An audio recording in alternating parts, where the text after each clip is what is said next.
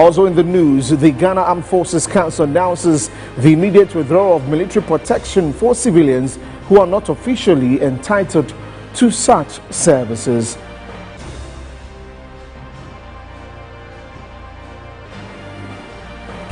And coming up later on the Business Edge, Akusia Free sits with the Israeli ambassador to Ghana for an in-depth conversation on Ghana-Israel economic relations. The details of these stories and many more coming up shortly. Please stay with us.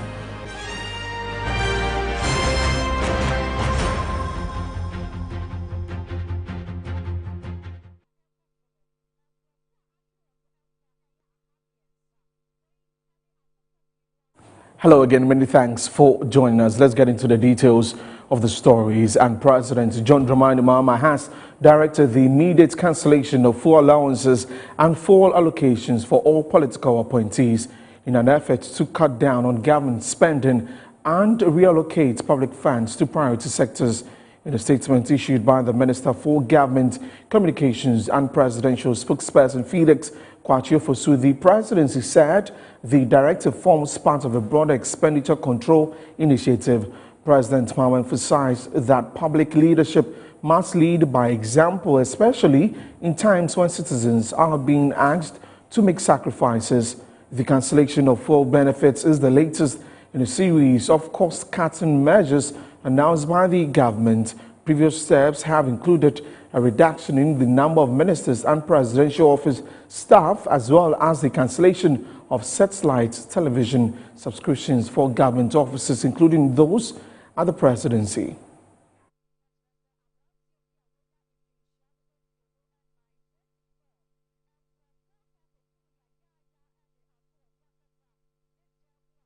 Well, meanwhile, some Guineans have been sharing their thoughts on the president's directives on the cutting of fuel allocations for political appointees. He's a president that listens, and he's a president that feels for the ordinary Ghanaian.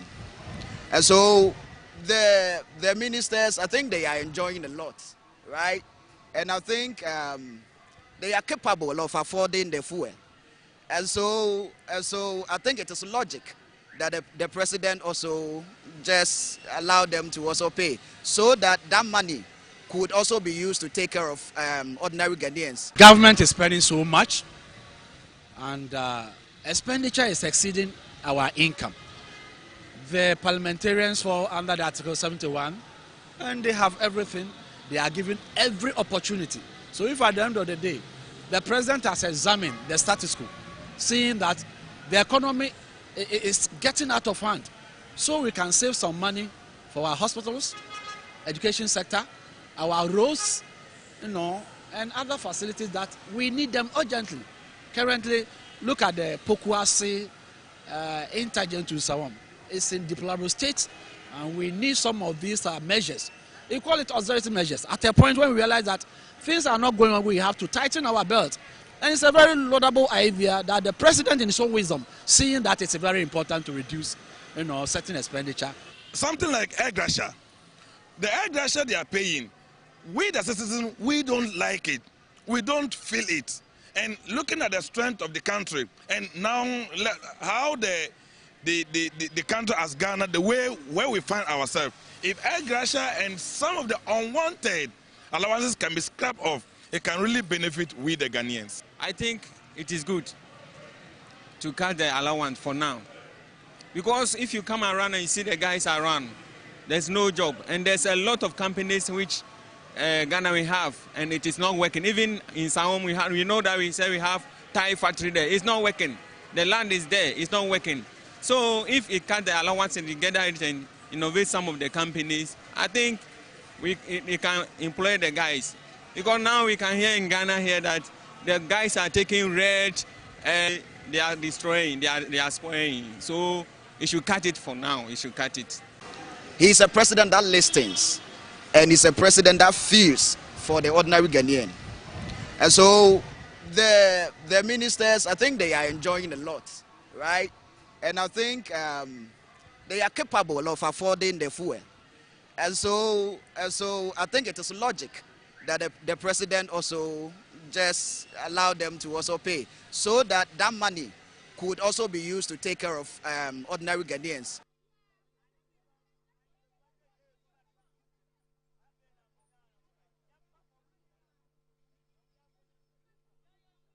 And so they had some Ghanaians sharing their thoughts on the president's directive that there should be cancellation of full allowances and allocations for political appointees. And of course, the conversation will continue. You can do well to send us your comments on our social media handles. Now, away from that, the Accra Metropolitan Assembly, or the Accra Mayor rather, Michael Kpakpo Alote, has ordered traders selling in unauthorized makeshift containers in the area. The mayor shops for the women to sell. We have an individual who is also a Ghanaian who says, okay, the way we are clearing them from the streets, they would love to volunteer and build a small shop that is affordable for the women to sell. But as it looks, the women say they don't want that. So there's a writing for the law enforcement as the mayor to make sure what the people want we do for them. It's not a place even to sell. But as of now, they don't have a shop to sell. So we are considering them for them to sell on the pavements. But not to tell them to come on the road. We are going to have a line for them, which you know about a favorite red line. So we'll do the rest. Shop in him. Now I'm obi able to track kubebu abai kwanso. I see we nima won kan hwe. Me sure say you fie nima ka be jan sa. Inside na wa jama guy no to track kubebu abai kwanso. Okay, actually no. I say no. Na yen allow mo ento kubewa. Ba cars na o me park wa ha ni nti no. Onu so enya an advantage so when you are say cars na park wa ha, onu so betimi ayi den. Abeton kubewa. So they heard from the mayor of Accra, Michael Kpakpo Alote, addressing the media there. And my colleague Eko Sechisaki has been following this activity, and let's connect with them to know what's been happening this morning. Eko, good afternoon. Thank you very much for joining us. Can you share with us where exactly the decongestion exercise has been taking place this morning?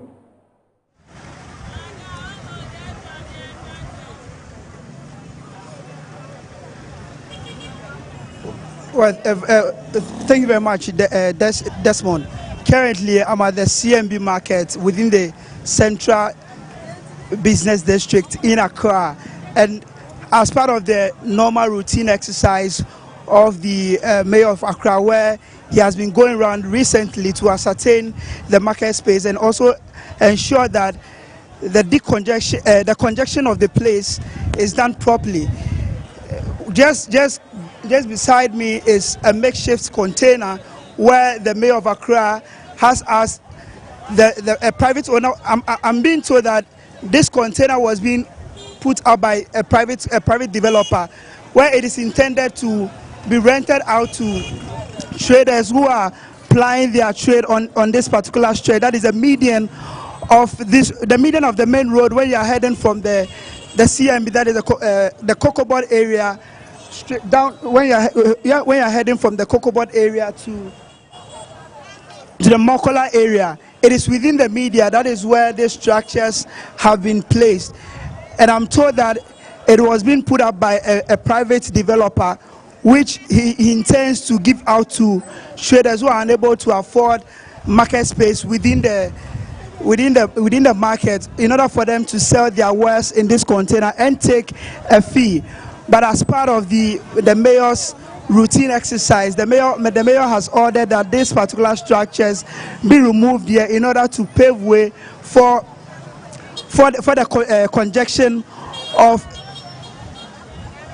for the decongestion of this particular area. This idea by the private developer to put up the structures has been kicked by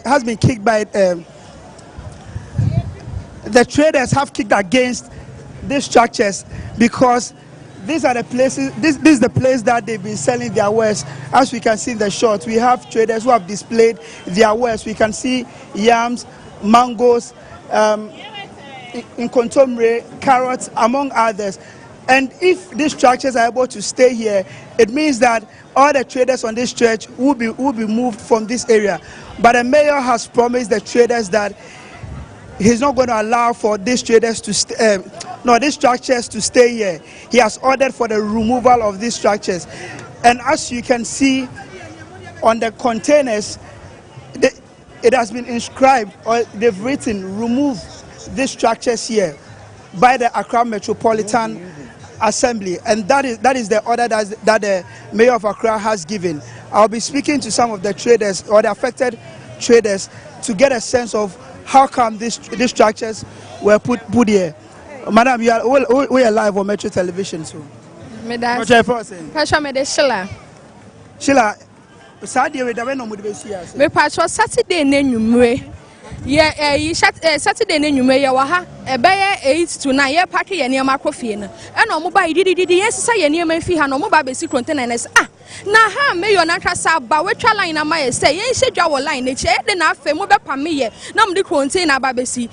Ye ba ya dwonhu sana ye nti ase nti ho na police for e bai no mo de didi ensesa ye niam enya asem kreso abra me twase ene se Saturday n'enwumre mason wa ha welder wa ha carpenter wa ha electrician wa ha anadwonko na mo ye adwuma enwumre kwa na mo ye adwuma mo hya se fiti Saturday Sunday nyina na mo ye adwuma enu ame ne twase ye ponko ye na mo ba be boso omo ba be boso nso mo se ye nhedwa wo pavement so ye de ya jatum se ye nhedwa wo pavement so na afei eye de na container de be si pavement so isi ye de ya sema ye swe mayor na ne se ye swe na se de ye tena sesa ne ye pe on be yi container ni free ho na ye nya kwa ye nhedwa wo pavement ne so ma asema no no answer na omo be si sa structures we wo pavement no so no aso omo ni mo be din kita ho astrade say omo de be ma mo omo kire mo sika dodo e bi on be GF in terms of amount of man kashi and say Saturday ye ba drum enwume na no mo de ekia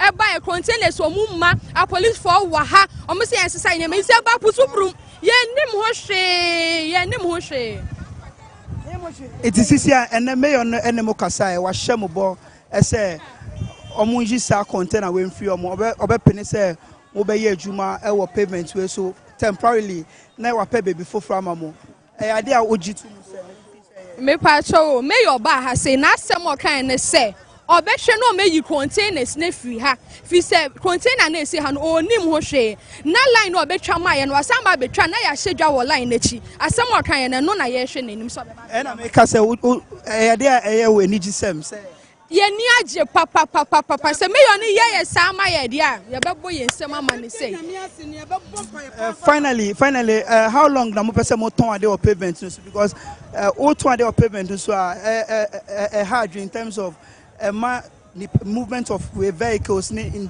Nkrofo Ibia omo use pavement so na ya na omo nanti so hard ye how long na mo intend say mo be stay o pavement mo be stay o pavement say woye edwama ye say ma ye edwa wa ha na street sofo ni nyina mo mesin kwa ye bedi na ti akọ so woye edwama ye say ma ye edwa wa ha say na mo mra mo ni machi na me nkwokyere mo na mo nkwatena ho nton wade a ye bedi na ti aha ya tena ha firi o mampanyi kofo tamo enye nne bra enye nne ye di hwe ye ma ne kakra samete wo man ko school me ma me de me kwotena soja ni panyini pa nchen e wo station barracks me hwe papa ne ma no papa ne de ne ma ne ko school na me hwe papa ne ma no ma nko school say papa ne ma ne ye ni pa titiri e wo Ghana ha say ya me ka say me boduna abaje mo nsam wahu enti me soso no me soso apampa kwa atima na me beso ye ha wo mampanyi kofo tam so ana matena ha so me ye ne kakra de ahwe me ma no enti sa me yo ne say aha no so obepe baabi ama yen na yen kwotena na yen tonwade a ye bedi na ti akoye ni problem na se wo man ka hwe antre yen na nipa yen yeti wo biasa ati so emfie besa aduonu num ne 25 years na se mo be ya de wo yesi ho na mo antumi amoya mane da krumpo efie da anwumre na abo no nan ne fa na brantie bia ba se empanimfo se mo pon wa mo ntesa mo nuoma nko ada boni be ne yaye me yo na beto kwan ya ma ye se ya ntena la wo yati ma ye makwan ye di ne mra ne so ya nya boni bia me mre da anwumre akoboten police fo ka ma container di akire adwuma ye fo di akire ani abra ya ne breye anajo no ya woro ya ho boy naked e wo lol kwan mu ha sei me na ada enti yɛne abere paa enti sɛ meyɔ sɛ wɔbɛpɛ baabi ama yɛn na yɛakɔ akɔtena yɛbɛfiri ha na ekosi sɛ wɔnya baabi ma yɛ deɛ ɛnɛ koraa wɔka yɛ wɔse wɔnya baabi ma yɛ no wɔmtumi mpam yɛ ma yɛnkɔ fie mɛkɔ mo nkɔde yɛn enti yɛasɛm ano no yɛdamase. Yeah, that's the point. Say when you Akasa or Metro Television. So you just heard some traders expressing excitement about the mayor's decision ordering the removal of these makeshift containers on the pavement in order to allow them to continue to ply their trade on this median.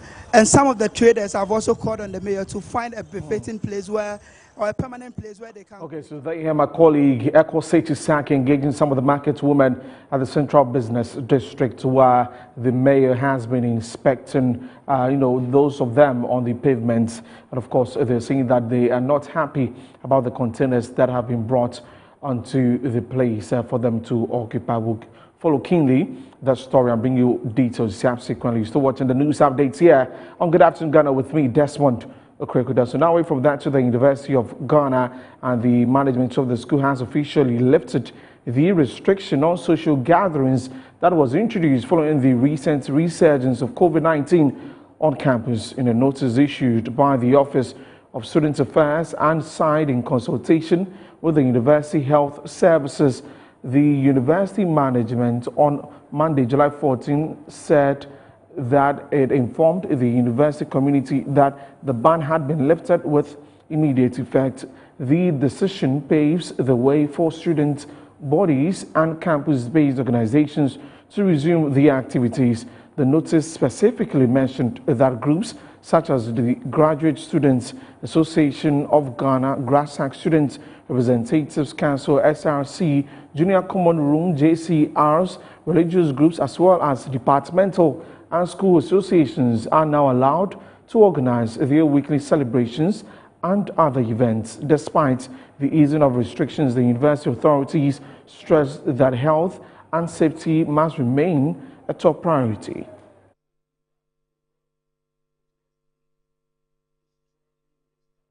Because my department, for example, the chemistry department, we were having our department week. And we were supposed to have an industrial tour, but because of the COVID, we couldn't make it. And it really affected us because we already paid and we were really prepared for the industrial tour. So when they brought the COVID-19, the ban, we were really affected. And then my hall too, we were having a hall week and we were supposed to have our artist night. Shatawale was supposed to come. But because of the COVID-19 cases they recorded, it's really affected us. He didn't come and we felt some way. Yeah, we are really happy because now social gatherings will be held because they restricted us. They said social gatherings are not supposed to take place here, but now, so we are fine. Well, for me, I think lifting the ban is a good thing in a sense that it will help us reconnect with our friends in other halls. And then since the restriction has been lifted on social gatherings and the whole weeks can take place, most of the time the whole prepared stands for student entrepreneurs to come and showcase their artifacts or come and sell what they have. So I think that one to boost the economic business on campus and the student can make a living out of it. And then their products can go far or they can marketize it too. No, when the ban came, we weren't able to. So most of the times we were in the hall, and most of the lecturers too conducted their classes online, which sometimes is not effective because the network issues on campus is a bit terrible. I don't think they brought the ban at a right time. We were supposed to have our artist night at that time, and then they brought the ban, so they cancelled all gatherings, all social gatherings.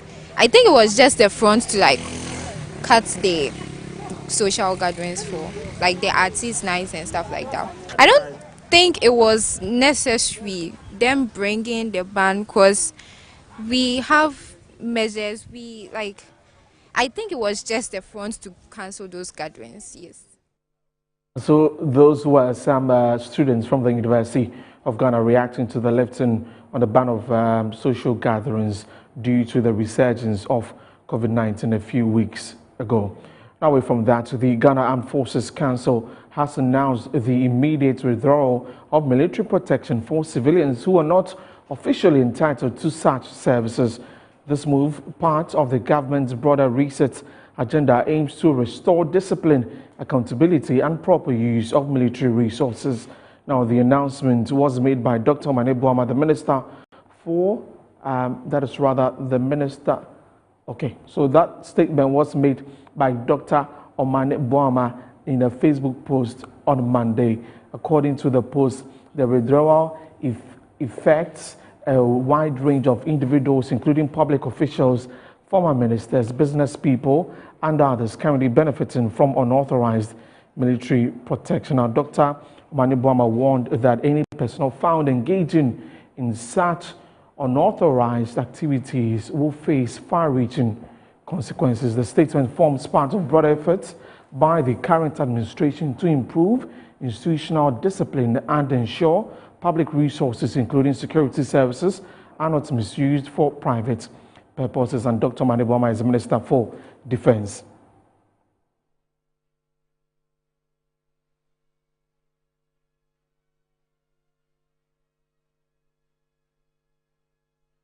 Let's now engage Richard Kumado. He's a fraud and security consultant for more on this. Good afternoon, sir. Thank you very much for joining us here on Newsbeat. You're welcome.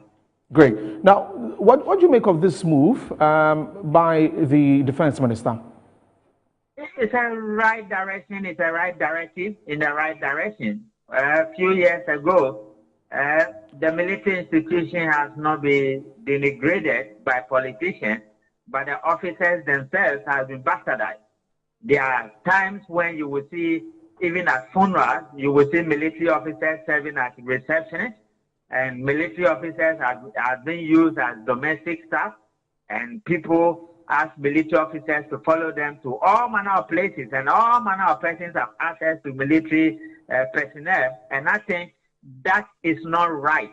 So with this direction, I think we have realized something has gone wrong, and we are doing everything possible to realign and ask the military officers to perform their core duties as soldiers.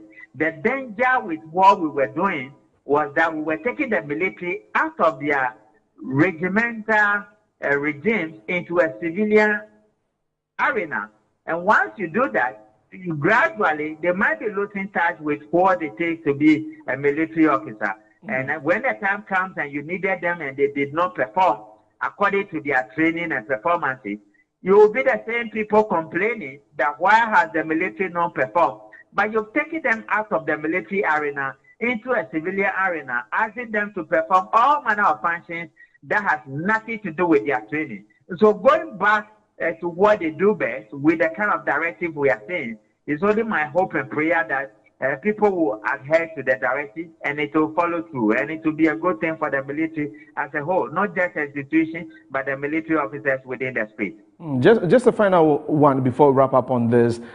Which other groups of persons, I mean, do you think that they should be extended towards? I think that it was over the weekend where a video popped up on social media where a military person was, following, it's a businessman or so with bags and all of that. Which other group do you think they should extend to? Now, the military has given a directive, or the Minister of Defense has given a directive. They have looked at it carefully, and military attachment to all manner of categories like he has listed wasn't necessary.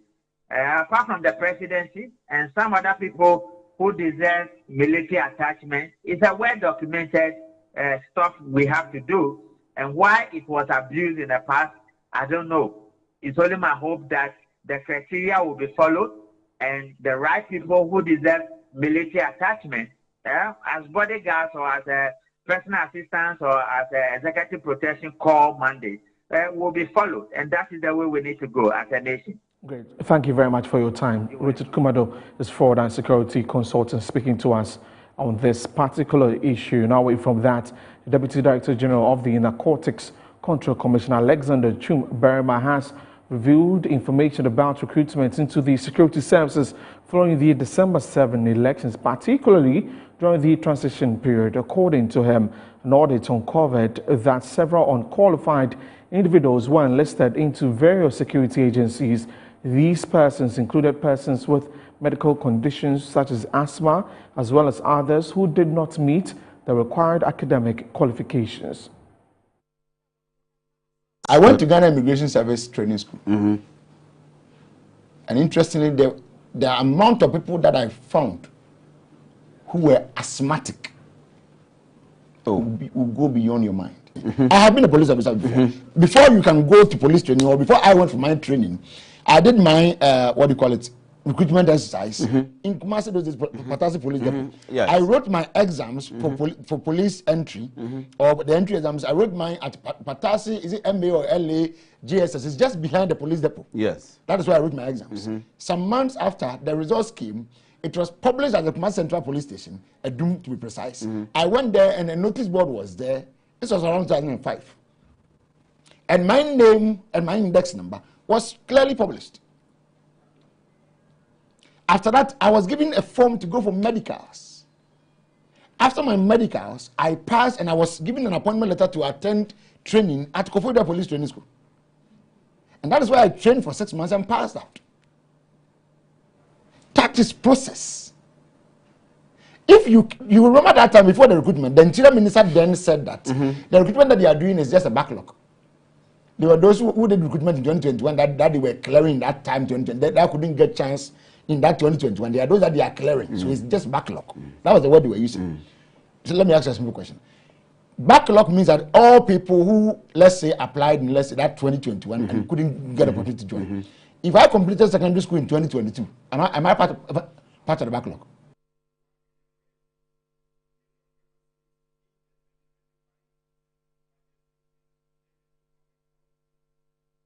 So there you had the Deputy Director General of the Narcotics Control Commission, Alexander Chumbrema, speaking to Akwesi Efri. And that's all for the news updates this afternoon. Thanks for joining us. For more news, log on to our website, www.metrotvonline.com. We're taking a break. When we come back, Akwesi Efri will be sitting with the Israeli ambassador to Ghana. Please stay with us. We'll be back shortly.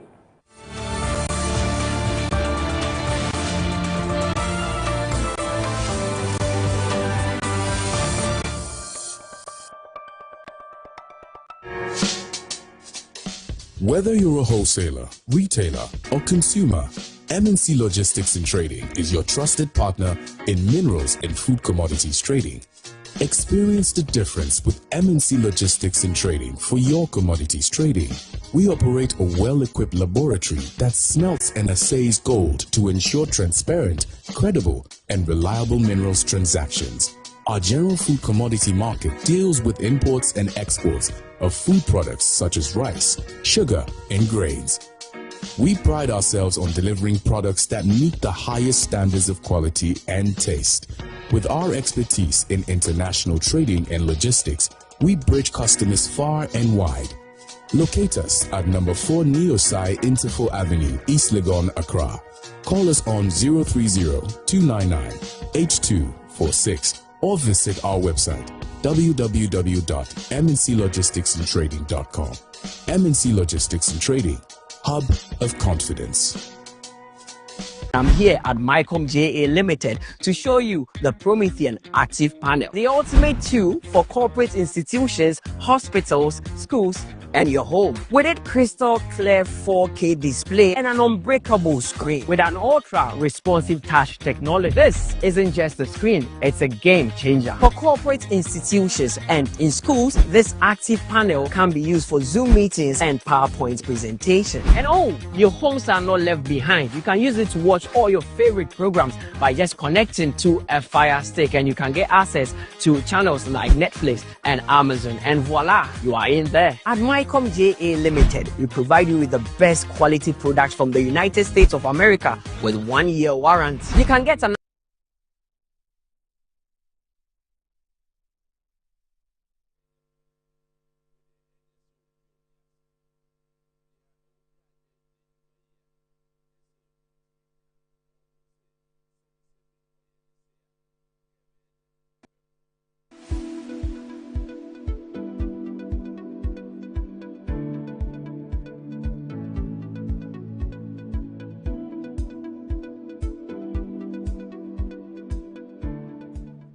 Right, so today's conversation is a very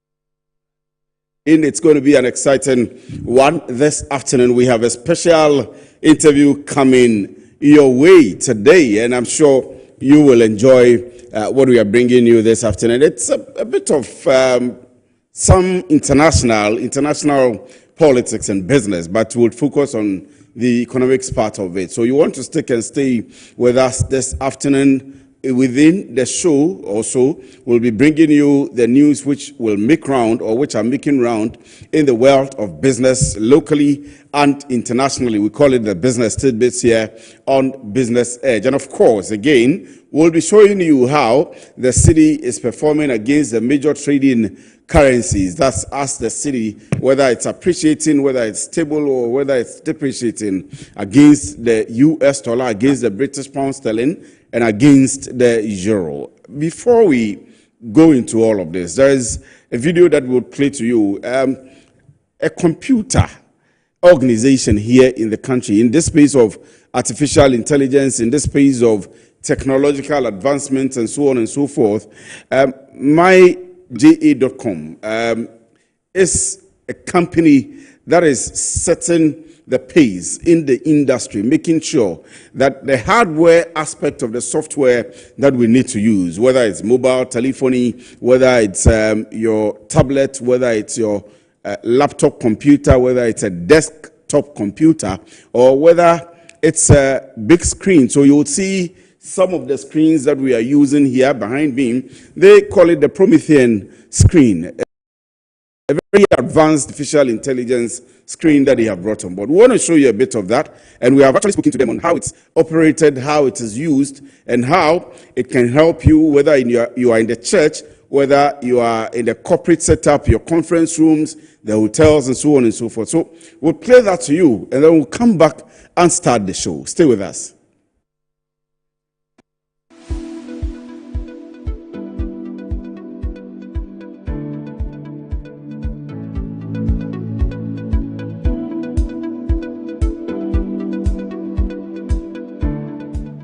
Right, so today's conversation is a very special one. For those of you who are interested in lab computers, maybe hardware, maybe software, maybe whatever it is that you have to do with computers. Remember that the world is advancing in technology. We are talking about AI today. We are talking about technological advancements today. We are talking about everything in the digital space. How do you operate all of these? The base is the computers that you use, from your mobile phones to the tablets, to the laptops, to the desktop computers, to the televisions that we are using today. Everything is about technology. So it's important for me that we have this conversation today. And so I'm in an office. We call it Mycom JA Computers Limited. So they have the specialty in the space of computer hardware. So I've just mentioned the mobile phones, I've just mentioned the tablets, I've just mentioned the laptops and so on and so forth. If you want to get 80 of them, maybe I'll have the opportunity to do the advert for them. However, if you want to get a quality one, if you want to get what you can use, whether it's a gaming computer or whatever, you need to get to GA Computer. So I found my way in here in their office, one of their very showrooms in Accra, and I'm going to speak to one of their managers and ask him a few questions, how they are supporting the entire technological space in Ghana. But when you come to the office, they say everything is possible. But let me introduce you, first of all, to Stanley Ni-Prote-Quay. Stanley, thank you very much for allowing me into your office. Okay, thank you. I hope you're doing well. Yes, please. And I hope everything is going on well in the office. By God's grace, we are doing well. Yours is computers. Yes, please. Hardware. Yes, please. Providing people with the technology to be able to run their apps and so on and so forth. Sure. That's But you say everything is possible. I'm interested in that. What do you mean by that? with Mycom, everything is possible. Means that once you have a computer need and you run up to us, we are able to sort you out, and we are giving a 1-year warranty, which is never done in Ghana yet. No, hold on. You give a 1-year warranty on the things that people buy. Yes, please. But so let me start it from this way. What exactly are you into? Mycom GA computers. Okay. We are into computers such as the Dell computers, HP, MacBook, and the others. Yes, please. So whether it's a laptop or a desktop, of all the brands. Yes, please. So if I come here today that I want an HP computer or a Dell computer, you would find me one. Yes, If it's we a are able laptop, to sort you out. Yeah. and you would supply. Yes, please. How within what space would you be able to supply me same day? Or if I need bulk, like I'm a company, I want to buy 100 laptops. Yeah, we are. From a public sector company, I want to buy 100. Yes, please. You'll be able to supply. Sort, yeah. That very day, we are able to do. And so companies should come to you. Yes, please. Apart from the computers, do you do servicing? Yes, please. We do repairs as well. Do you do installation? Yes, please.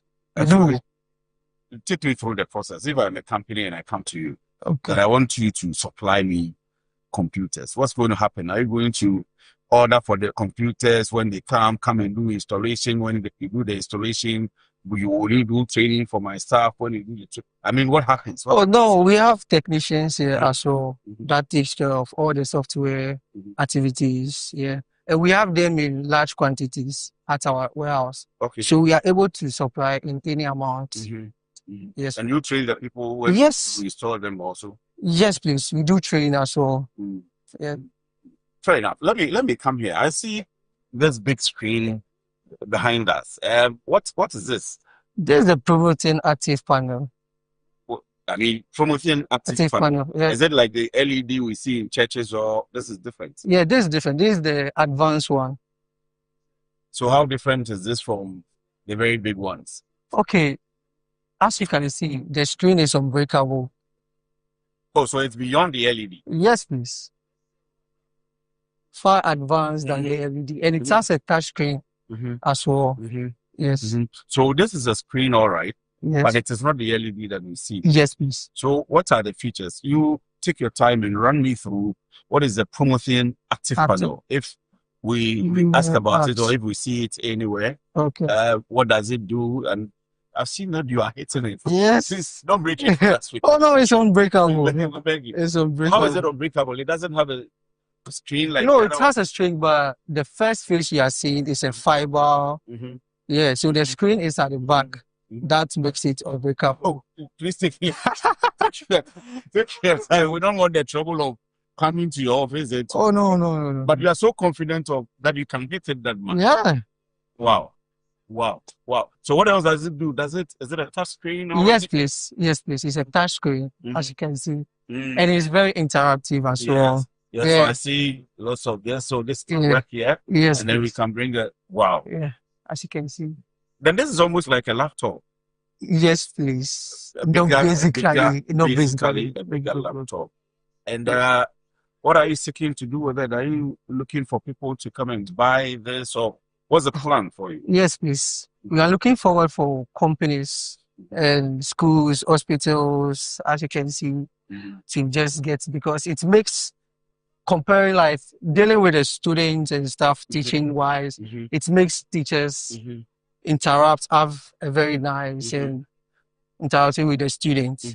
Getting to the office and business wise, you can use it as your conference, like just your normal Zoom meetings and the rest. Yes, please. So if you're watching us, what Nee is telling us is that this is new in the system, right? Yes, please. And we are the sole importers of. So you are the ones bringing this into the country. Yes, please. So Nee is just telling us that Mycom GE Computers, who is telling us everything is possible with them, is telling us that they have imported. When did you bring this into the country? Oh, just about 2 years. 2 years. So it's been in the system 2 years. For a while, yeah. And then when we see this anywhere, this is from you. Yeah. So he's telling us that Malcolm J Computers is the sole. You are saying We are the sole importers. Importers and distributors. Yes, straight from Chicago, US, Chicago. Wow. But do you have other companies that you are working with? Maybe you give it to them to also supply. If I am owning a computer shop, I can come and buy this and supply. Yes, please. From you. From us. From you. But you are the sole importers of the Promoting Active Panel. And then without you can't find it anywhere in the country. Yes, please. Well, so I am interested in the fact that if you are a public sector organization or if you are a private sector organization, if you have staff that you do your conferences with, and especially the hotels, I think that you need this.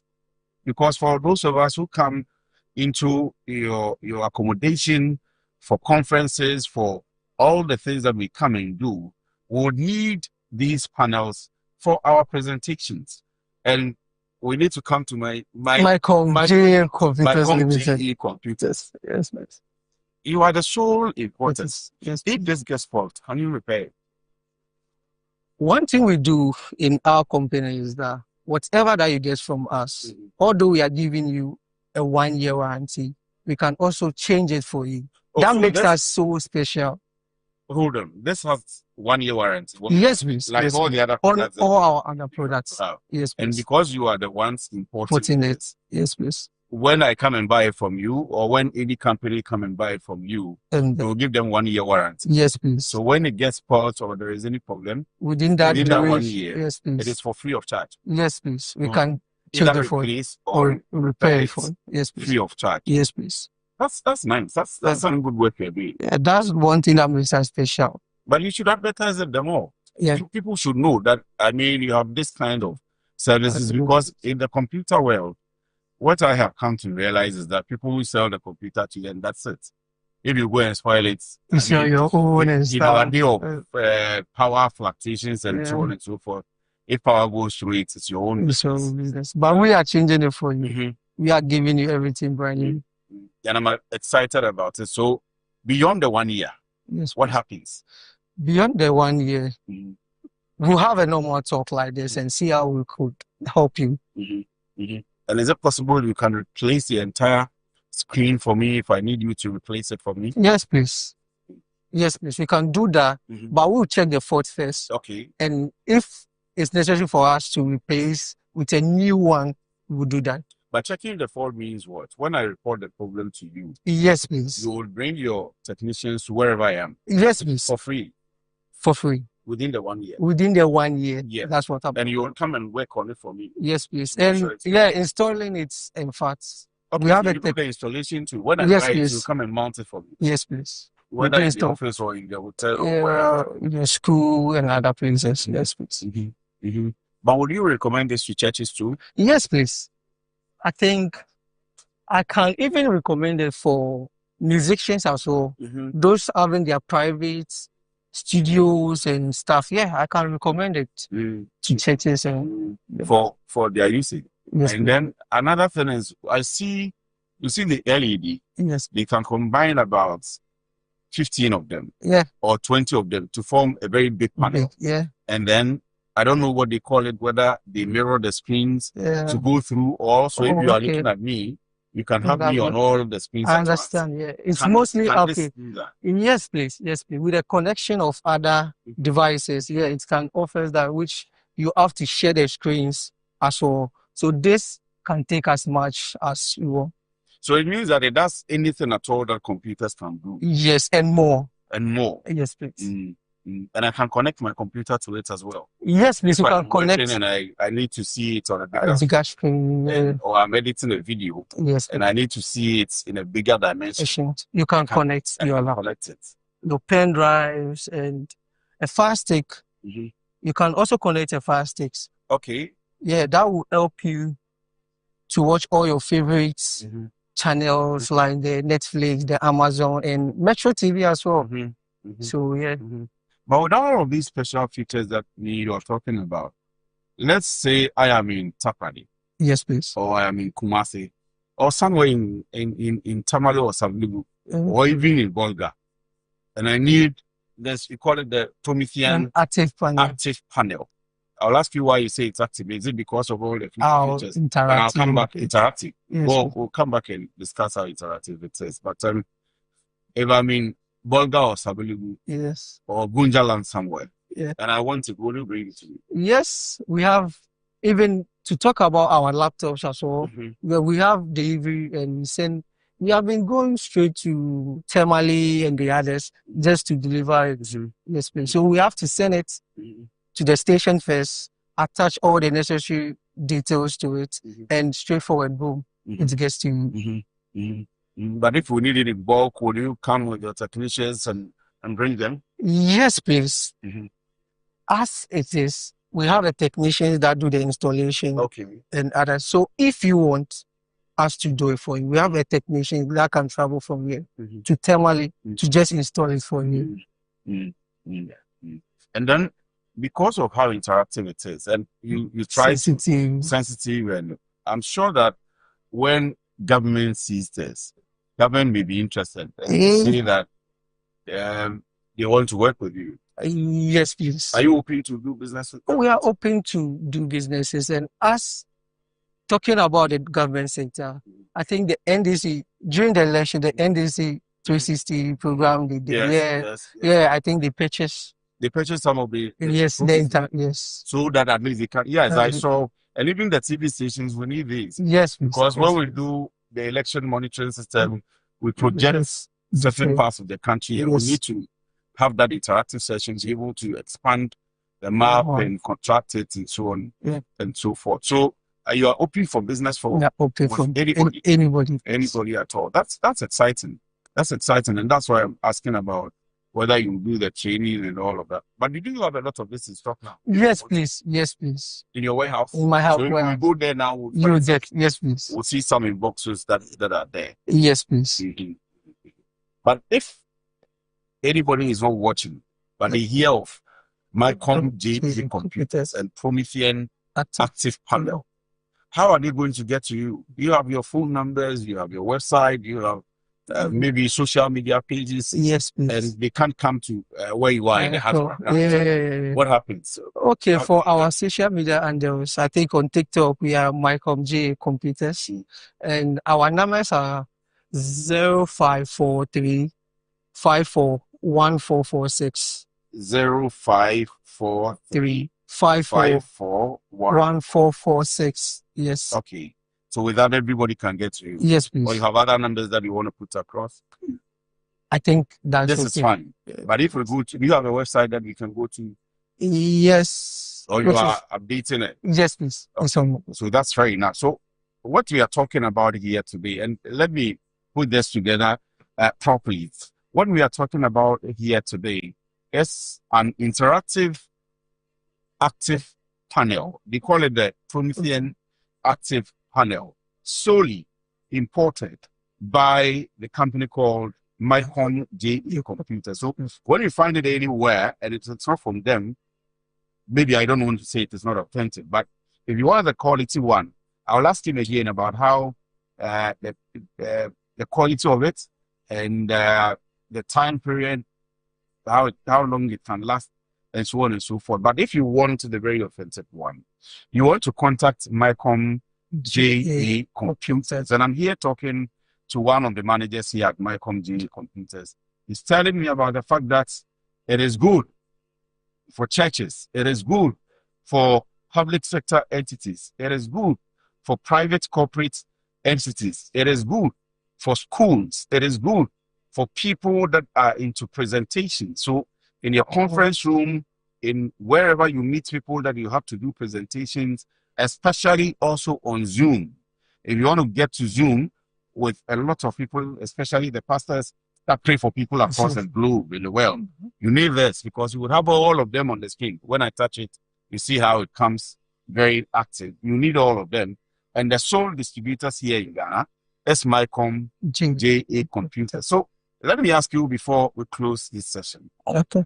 Can you vouch for the quality of this product? Yeah, I do. I can. Very quality. Very quality. As you can see, it's a 4K Ultra display. And the graphics are just wow. I've seen the graphics. I've seen the graphics. And when we saw the other ones, I've seen some of the graphics, and I think it's super. But I mean, even though you have 1 year warranty, we are not expecting that it will spoil you. Oh no. But can you tell us about the lifespan? Maybe 5 years, 10 years, it should be able to last. When people are buying things today, lately, they want things that will I last. can vouch for at least 20 years. 20 years? Yes, please. 20 years? Yes, please. Well, I think some screens do. I bought a TV sometime back 2010. Wow. And I'm still using it. Yeah, Wow. I'm still using it. That's 15 years now. I'm still using it. No defects. No. Never sent it to the mechanical technicians for any repair at all. Never. And it's still very active. That was my first plus screen that I bought. But I'm excited to be here. So computer lovers should come to you. Yes, please. I saw. What would they find? How different are you? What differentiates you with other computer sales? How are your prices like? Oh, our prices are very affordable, and it ranges from 1,000 cedis to 4,500 for the computers. For the computers, and then the laptops too. As for. But would you mind telling us the price of this? One of this, or they should come to you first? Just come to me. People who buy should come to you first. It's 18,000. 18,000. 18,000. And 2,000 for installation and others. So about 20,000. 20,000. And then 20,000, you would get it into the office. Yeah. Set it up. Make sure everything with a connection. It comes with a microsystem, a fire stick, and a camera as well. Is it smart? Can I connect to it? Yes, please. Oh, then this is like this is way beyond the LED that we are. That's what I mean. Is this the advanced one? Well, so then I get the differentiation, because the LED you would now need to connect computer to network your computer and then be able to project. That's more like a projector. But this is on its own. Yes, please. A machine. A machine that you can stand somewhere, Bluetooth, do internet, and do everything. Yes, please. On it. Wow. You're doing great here. My computers. Yes. Thank you. Well, I'm sure when we need any technical assistance, insurance, yes, please come to you. So wherever you are, if you also need any technical assistance, please look for Mycom J Computers. It's been exciting having you watch us. I'm sure that we'll put the number on the screen, and so you can pick it up, reach out to them any day, anytime, not just for the Promethean Active Panel, but for any other product that you want, but especially for the Promethean or for bigger screens like this, you want to come to them. My last question is, what's the size of this? This is one panel, right? Yes, please. So what's the size of this? It's a 70 inches. 70 inches? Yes, please. Wow.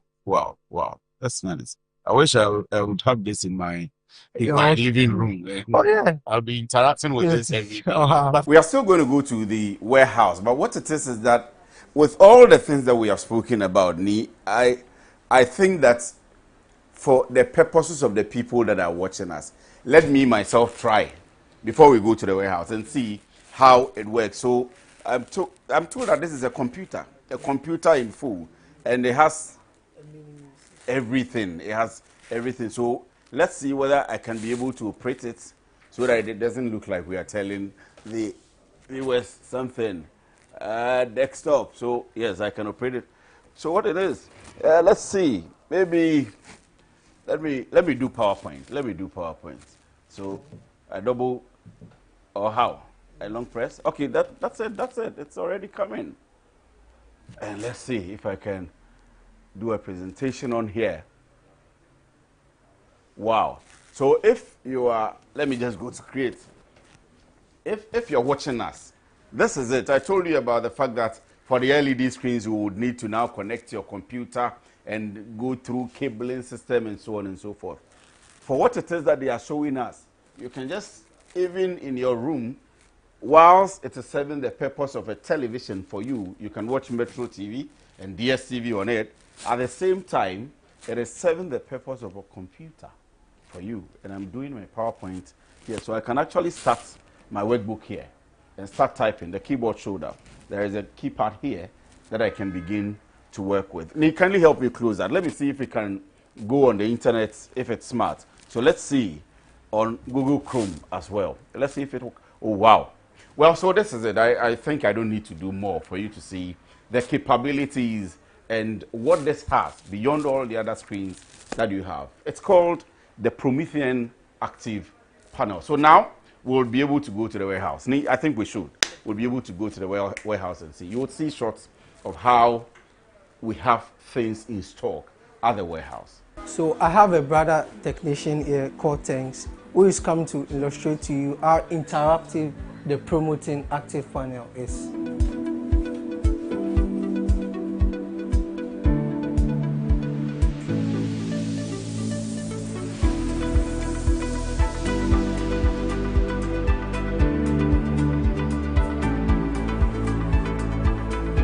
Okay, so it's about to open a software that enables you to write and draw.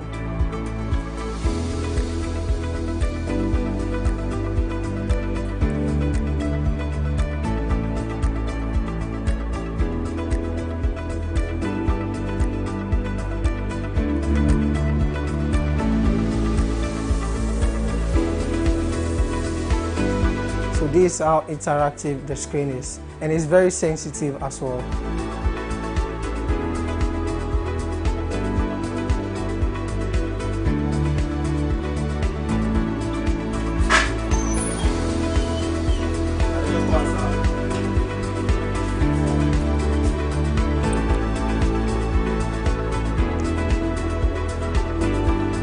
Okay, with the help of the Fire Stick and stuff, you can open your Amazon, your Netflix, and your Prime videos as well.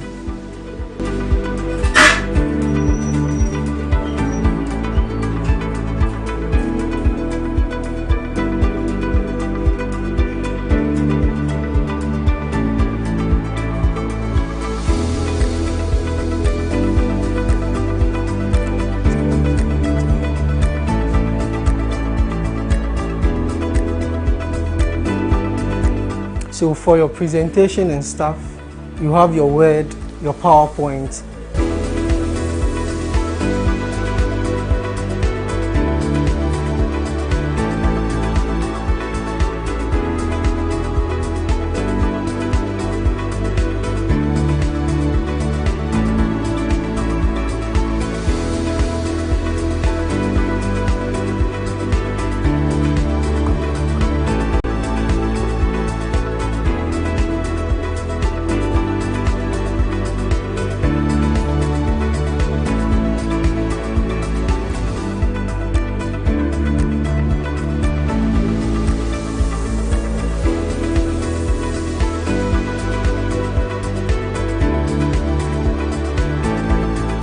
For your Zoom meeting and interacting in a real time with the students, you can open your camera.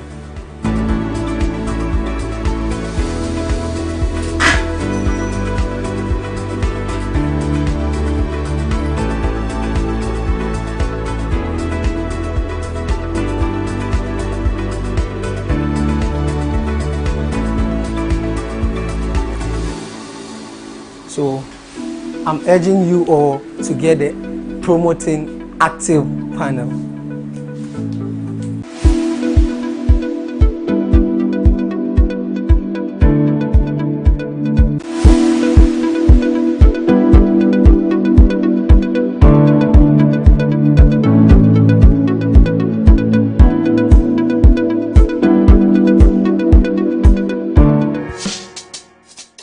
Whether you're a wholesaler, retailer, or consumer, MNC Logistics and Trading is your trusted partner in minerals and food commodities trading.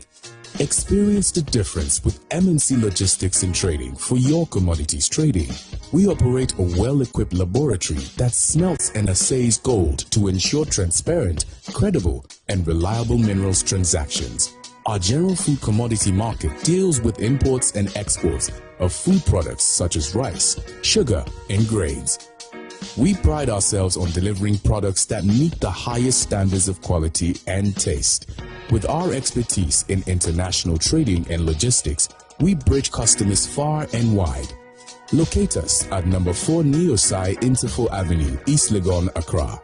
Call us on 030-299-8246 or visit our website www.mnclogisticsandtrading.com. MNC Logistics and Trading, hub of confidence. I'm a brand manager. Of course, I accept only quality and affordable printed souvenirs for my promotional campaigns. I'm the head of academic affairs of a very important institution in Ghana. Of course, we only deal with quality, reliable printing companies for our institution's printing materials. I'm talking about appointed time printing. Appointed Time Printings. We take pride in our extensive print scope that transform your ideas into captivating visual masterpieces. We delve into the core objectives and vision of each print project. Precision printing is at the heart of our printing process as we meet your tight deadlines. Our rigorous inspection, color verification, and overall printing excellence are assured. 20 years of printing excellence. It's always a pleasure working with you to create a vibrant, dazzling printing experience that gives you a masterpiece. Appointed Time Printing, your world of quality and affordable printing. No matter how far you run away, you always come back to where you started.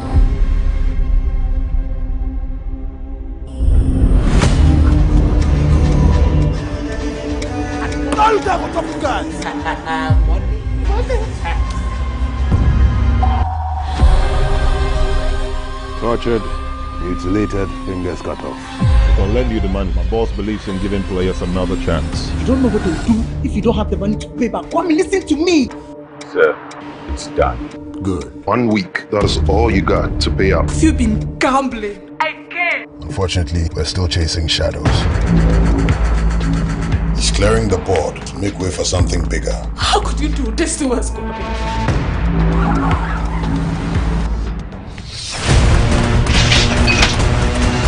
Who's there? I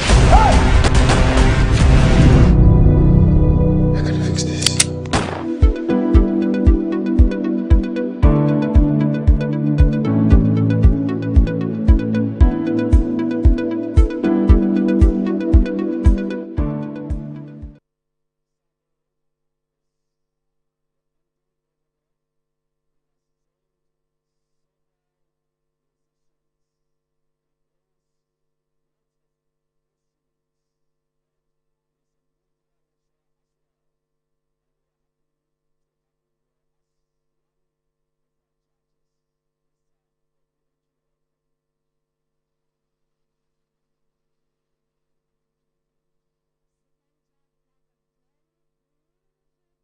Right, so you're welcome back from the break. And I told you about the fact that MyCom JA Computers are the leaders and they are championing the agenda of technology when it comes to the hardware section here in the country. So you can reach out to them any day, any time, and you would get what you need so far as it is hardware from them. We are now on to the big one. I told you about the big interview which is coming up with His Excellency, the Ambassador of Israel to Ghana. I told you about it, that it's going to be exciting this afternoon. So not just Ghana, but also Liberia and Sierra Leone. And he's already seated. There are a number of issues that we are going to discuss this afternoon, but because, of course, this is a business show, we would focus more on the business aspect of the Ghana-Israeli relationship, how it's been so far, what we've been doing so far. And of course, the other things will come in. Once we have him here, it's important that we get all the news from him. His Excellency, thank you very much for joining me. His name is Roy Gillard. I hope I got the name right. You got it right, and thank you for the invitation. Thank you very much. You are welcome to our studio. And we are happy to have you, sir. So let me begin by asking how long you've been in the country. Well, my wife and I arrived here last September, so actually it's around 10 months, 10 and a half months, nearly a year. And how has it been for you so far? Look, this the is people of Ghana, the environment, the people that you meet here. This is our sixth overseas mission. Actually, our first overseas mission was in Nairobi, Kenya, and we left Nairobi in 1994 to come back to Ghana in 2024. So we've been absent from Africa for 30 years. in which we've been deployed in Jordan and in the US and in the UK and in Turkey. And this is great to come back to Africa, not to the East Coast, but to the West Coast, not as a second secretary, but as an ambassador. But other than that, it's a great place to come back to. I feel as if I came back home. You came back home, but it means you're a career diplomat. I am. You are a career diplomat. This is what I'm doing for the last 35 years, actually, since I finished the college. And you enjoy it? I mean, Look, for you personally, because you get to... I guess I wouldn't do it had I wouldn't enjoy. I do enjoy it. I like this work very much. It is not lacking challenges for family life. Exactly the point, yes. There are challenges, but you don't have challenges in your work. Every work has challenges. You know, I don't know any work that is perfect. Always you have better side and less good sides.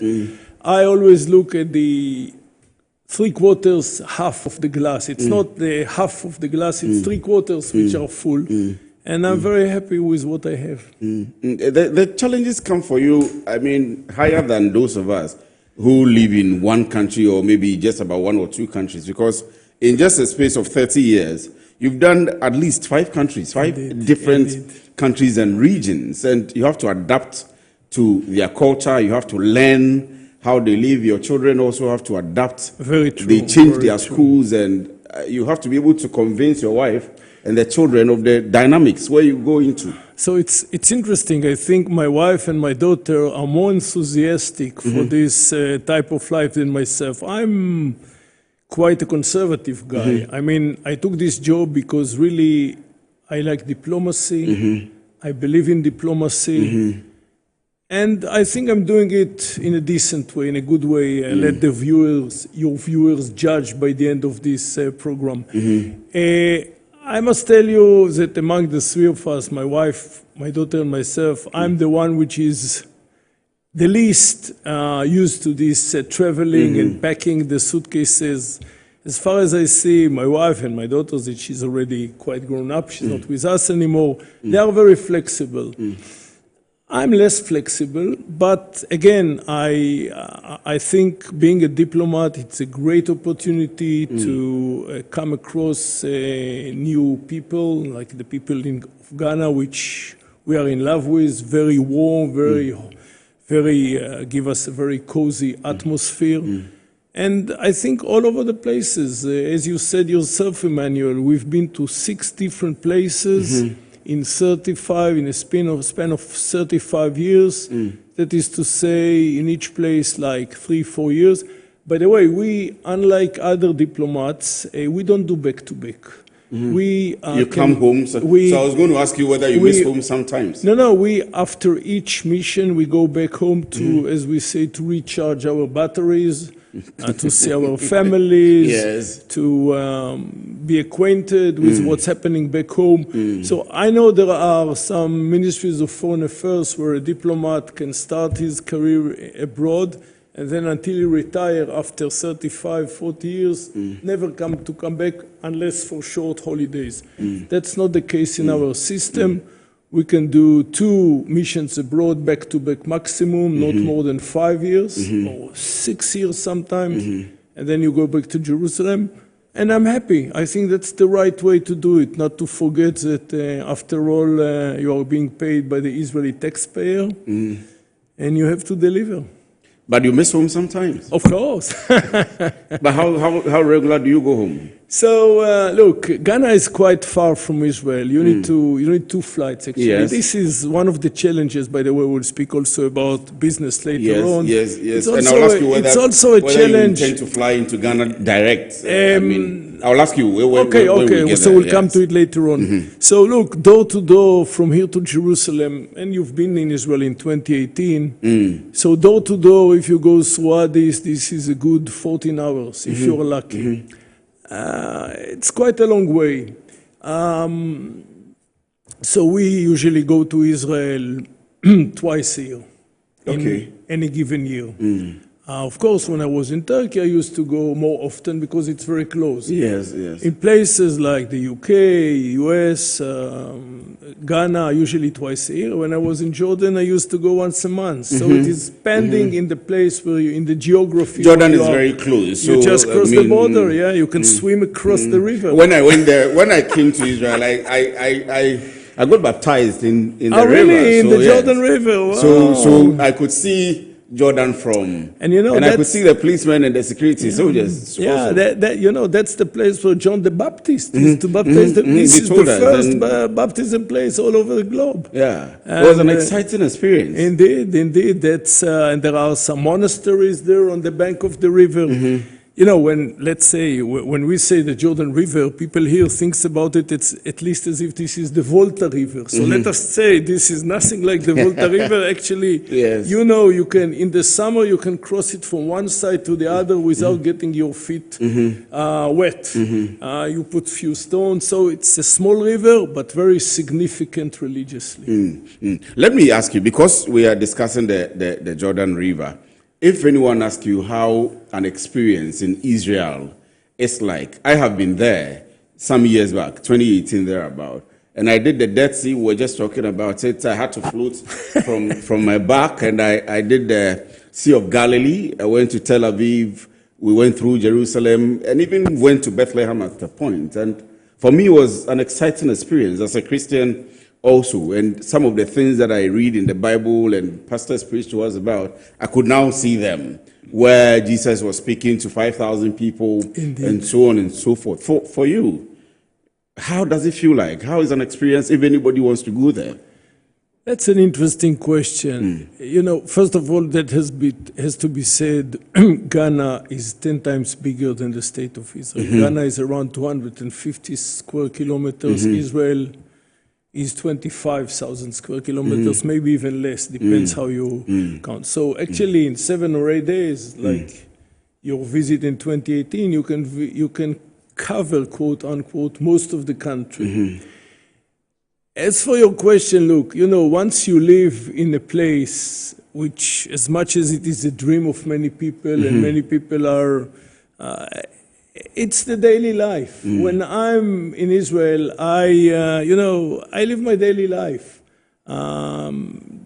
Just as I come over to Ghana and I think this is like living in a dream, I'm sure for you it is the daily life. You go and you need to bring your bread home and you pay your taxes.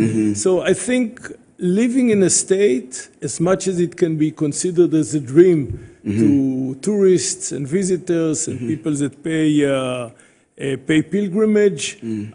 When you live in a place, it's different. It's very regular for you. It's very normal for you. You think about paying your taxes and you think about the education of your children.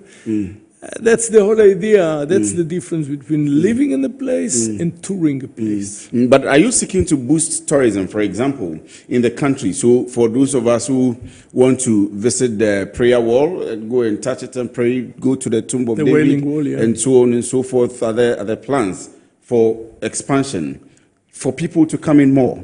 So whenever I'm in Israel, I travel a lot.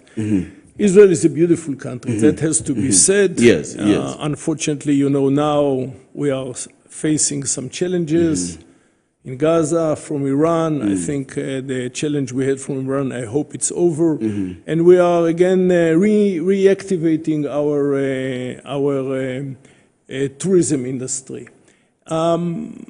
Look, we are leaning heavily on the holy places for tourism. Holy places to Christianity, holy places to Judaism, and holy places to Muslims, holy places to the Baha'is. I don't know if you've been to Haifa and you saw the Baha'i garden. Yes. This is one of the most beautiful things I've places. seen I mean, all you over the stand world. on top of the mountain and you can Exactly. see. It starts on Mount Carmel and it goes all the way down to the Mediterranean. So I think Israel is a beautiful place. It's very meaningful religiously. We have the deepest point all over the world, which is the Dead Sea. We have the Red Sea. We have the Mediterranean. We have the Sea of Galilee. It's a small place, but with a lot of significance, and I would encourage everybody that would like to come, either for a pilgrimage, as you did, or tourism, to do so. But it's not only for pilgrimage, because we read about Israel, and when I went there, I saw lots of agricultural activities going on, and I cite the example of Israel to politicians in the country that I speak to, especially within the agric space, that when you are on the roads of Israel, you would see vineyards, grape yards on the sides of the road. You'd see huge farms, mechanized farms on the sides of the road. Can we not replicate things like that here in the country? You do a lot of agric. Security, you do a lot. Technology, you do a lot. And so there's a lot to learn from Israel. Yeah.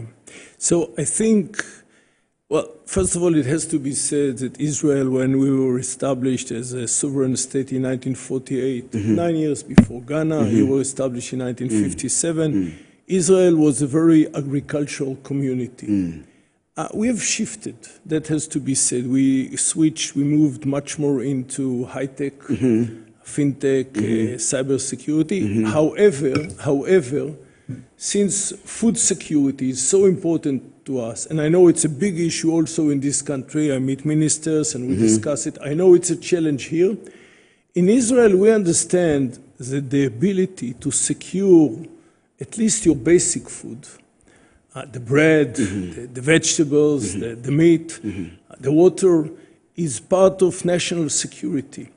Because Israel is facing a situation where we can have a war, as we did lately, as we are having since the 7th of October 23, we have to make sure that we can always supply ourselves with the essential, with the basic food. This is what is known as food security, and that's why we keep much of our agriculture alive, supporting the farmers, even if they have a challenging year and there isn't enough yield, or if the prices are going down, as happens every now and then in agriculture. We understand that food security is part of the national security, and I think this is one of the keys for the success of the Israeli agriculture.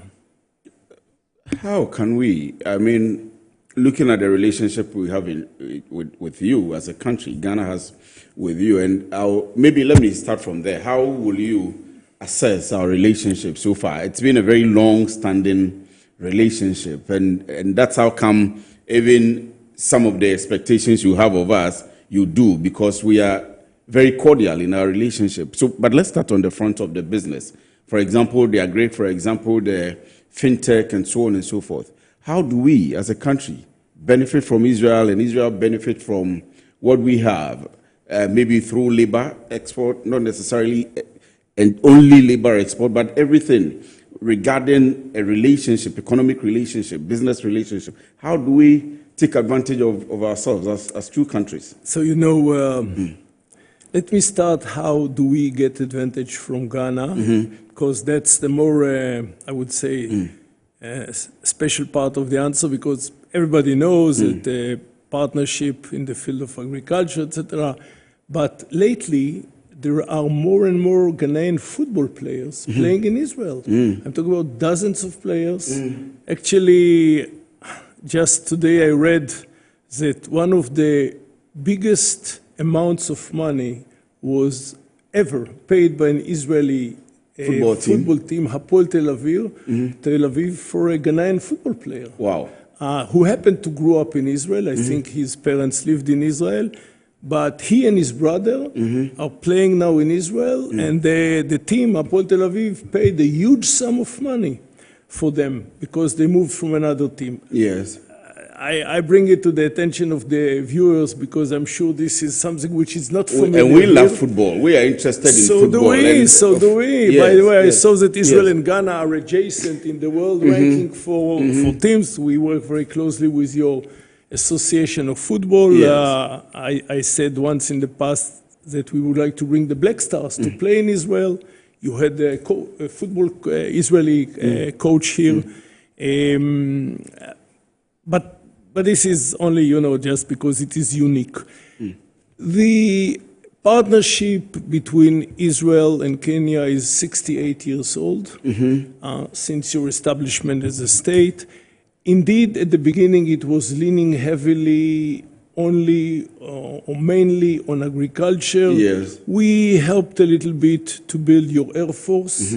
We were also involved in the security of Ghana. Currently, 4 of your ships that are patrolling the offshore drilling stations are Israeli ships, being operated, by the way, by the Ghanaian Navy, which is interesting. It was leased from Israel, top of the class patrol ships. We are trying to help a little bit on the security of the northern border. At the end of the day, I think with the Boko crisis, the crisis in the northern part. I meant the border between Ghana and Burkina Faso. I didn't mean internal. We do not involve in internal disputes. That has to be said. Thank you for the clarification. I was talking about the border, northern so not the crisis. Exactly. Thank you for helping me to explain. So I think overall, the cooperation, the partnership between nowadays, let's put football aside, is a combination of agriculture, but moving into new fields, which is mainly cybersecurity, fintech, and all kinds of digital new industries. You know, Israel is hosting every year 2 important summits on cybersecurity. Yes. And the Ghanaian delegation, with both government and private sector, is one of the biggest delegations. So that's a chamber, the Israeli-Ghana Business Chamber. They are and there, the embassy. and you deal with them. So we have 2. There is the chamber, which is mainly dealing with the private sector, and there is the embassy. At the embassy, we have also representative of the Israeli Ministry of Economic Affairs. Oh, wow. I'm representing the Israeli Minister of Foreign Affairs. Yes. Within the embassy, we have also an office of the Israeli Ministry of Trade and Commerce and Economic Affairs. They work under us. That's dealing straight and directly with, And they work very closely with the chamber. And all together, they cover the private sector and also the government. Yes. And the last summit in June, unfortunately, had to be postponed because of the war. Yes. We shall host it in December. Everybody that is watching and has interest in cybersecurity is welcome to approach either the chamber or the embassy. I think it will take place somewhere in the mid of December, maybe before, but it will be in December. And I would welcome, we do welcome those delegations. So everybody that's into business, or you have a specific class of people? This conference is meant for people that come from the business, from the cybersecurity business. Cybersecurity is a huge business in Israel. Israel is one of the leading countries in the world in the field of cybersecurity, if not the leading one. In Ghana, it is a developing field, and I see more and more companies are entering in this field, and whoever has some interest is welcome to.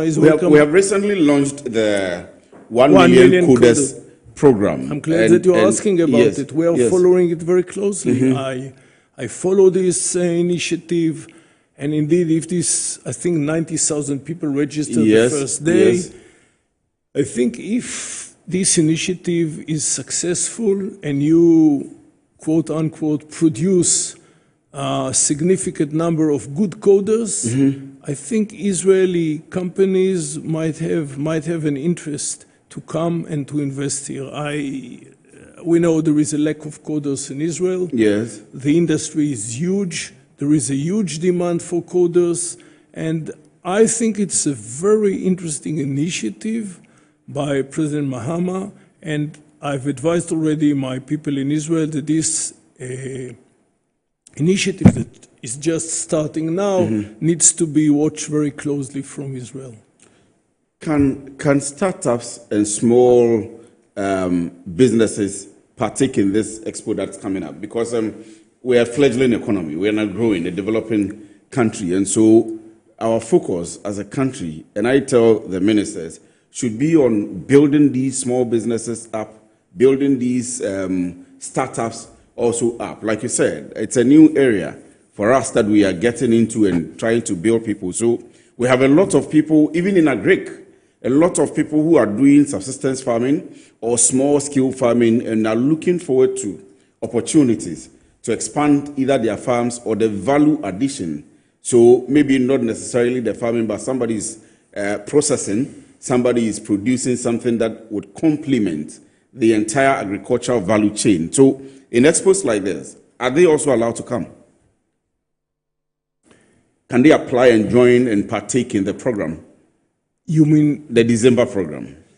Yeah, this one, yeah, look, every company which is in the business, which shows that it can provide the right documents that are in the field, doesn't have to be specifically in cybersecurity, but they are somewhere in the cyber, somewhere in the digital world, and they would like to develop specific interest or expertise in the field of cybersecurity is welcome to come. I think the last conference in March, as I told you, there are two, ones in March, one in June, one in March, one in June. The last one in March, I think there were representatives of, if I'm not wrong, 18 Ghanaian companies. To the one in June, there was supposed to be even more, led, by the way, by prominent political figure here, that since it was called off, I don't want to get into more details, but we were really preparing for a very significant and strong Ghanaian presence in the conference, including speaking in the plenary or one of the parallel sessions. Again, I hope we shall see this strong and significant delegation visit when the conference will take place in December. So in the same line, there is a project you call the Mashaf Initiative. Did I get it right? Mashaf Yes. Initiative. What is it about? What kind of project is that? Mashav is the Israeli Development Agency. Okay. It's a little bit like USAID with two differences. We are smaller, but we are still active. They closed, we are still active. Yes, okay. This agency is working under the Ministry of Foreign Affairs.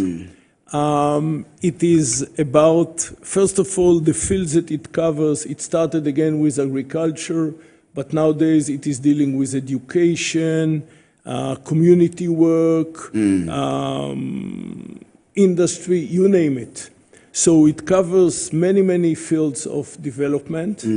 And the modus operandi is having courses in Israel, like the Golda Meir Institute in the Carmel Institute in Haifa, which is called after Golda Meir, was our prime minister, and many other centers all over Israel.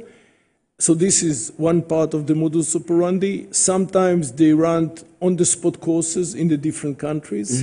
They bring, we bring, it's not they, it's we bring guides from Israel to run an on-spot course, because on-the-spot course can entertain like 25, 30 students. We don't have the budget to bring 25 or 30 students to Israel. Whenever there is a course, we are bringing, let's say, from each country, 1 or 2 candidates.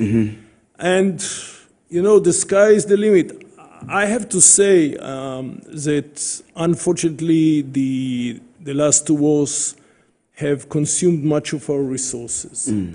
And resources that have been invested once in development, as you can understand, are being invested now in other places. But I strongly believe that there will be a day after, and in the day after, we'll go back to normality and can reinvest the same sums of money that we invested in the past in the field of development, Mashav, Currently, Mashav is suffering because of the situation, Yes, so yes. we're not very happy with the level of activity, but I believe that sooner rather than later we can go back to the same level of activity we had before the war. I will move away from that and come to ask you currently, what is the relationship between Israel and Ghana? Well, I think relationship are stable, are strong, are good. The two ministers of foreign affairs just spoke last week. Our minister, Mr. Gideon Saar, and Samuel Ablakwa, your minister, they had a very good conversation. We invited Mr. Ablakwa to visit Israel. Other Ghanaian dignitaries visited Israel lately, but it's more than just visits. It's about having, I think, an ongoing dialogue. Sometimes this dialogue has challenges. It's not a secret that not always we are happy with the pattern of Ghanaian votes in international fora. Yes, I was coming to that. It's not a secret. We made it. Do you feel betrayed by that? We brought our frustration to the public domain, but again, that has to be understood as a natural and mature relationship between every two countries. If anybody comes to this studio and tells you, any diplomat, that the relationship between his country and Ghana are lacking any challenges and everything is perfect, I think you can doubt it. Yes, I don't know if you're married. I'm married for 35 years. God bless my wife. That's good. And that's excellent. That's I recommend to help the young people I coming up. recommend everybody to do it. And you know, every now and then you have issues where you do not agree with your wife. And I think mature relationship, like the relationship between Israel and Ghana, can overcome those differences and iron it in a mature way that brings, at the end of the day, both places to understand better the needs of the other state. But you had conversations, engagements, meetings before the vote came on. And, of course. And you were expecting. And I remember, for example, some of the help that you've given Ghana, even without the country requesting. I remember we had a collapse of building. Cool. Malcolm building. I don't know. Cool. Yeah. Maybe you were not in Ghana. No, I wasn't by then, here. but you may have read about it. Israel supported us. Indeed. With armed forces, men from your military, and dogs who came to help sniff around for us to retrieve even some people who had been under the rubble for days, retrieve them alive. Some people were dead anyway, but with the help of the Israeli security and military, we made inroads. And so it is expected, or one would have thought that once you've had that engagement, we have this relationship long-standing, and you've gone to see the minister and seen some other people, we were going to reconsider our position. Did you feel betrayed? Not betrayed, not betrayed. I thank you for the question, because it gives me an opportunity to say that we do not link our assistance, our support to Ghana in political consideration. Super. The development is one thing, and the political dialogue is another thing. We do not, unlike some other states, please, Emmanuel, don't ask me which states, I'm not going to answer. But we can mention some of them. You can mention as much as you want. They give you conditions. Exactly. For the support that will come in for our trade relations. We do not give any preconditions. We have President Trump giving us a 10% tariff cut and all of that. We have special relationship with the U.S., but I think we leave it out of this dialogue between you and me. Look, we love Ghana. We think the relationship are brotherly. And at the same time, I say in a mature way, sometimes there are issues we need to iron. We do it usually in a diplomatic way. A team from your Ministry of Foreign Affairs is about to visit Israel towards the end of the year. It's an annual diplomatic, I would say, political dialogue we have with Ghana. Once a year we come over here, and then the second year your diplomats go to Jerusalem. Yes.